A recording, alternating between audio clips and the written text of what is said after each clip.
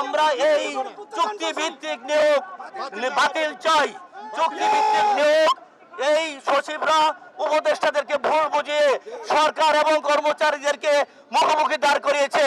আপনারা দেখেছেন এনবিআরও একটা এরকম প্রবলেম তারা সৃষ্টি করেছে। কি দরকার ছিল বাজেটের আগে তাদের এখানে হস্তক্ষেপ করা? কি দরকার ছিল আমাদের এই আইন করা? এখন কি আইন করার সময়? তারা কি একটা গভর্নমেন্ট, তারা এখন এটা রুটিন দায়িত্ব পালন করবে? তারা পলিসি মেক করতে পারে না।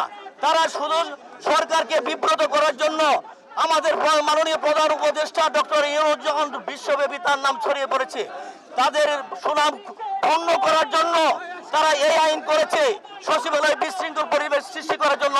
এই চুক্তিভিত্তিক ৫-৬ জন সচিব আছে, তারা দায়ী।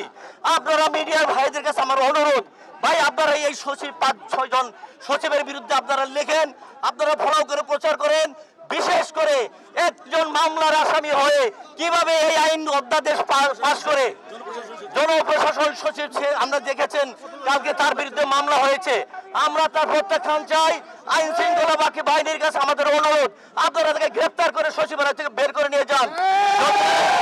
যদি তা না নিয়ে যান তাহলে আমরা তাকে গ্রেফতার করে পুলিশের হাতে দিতে বাধ্য হব।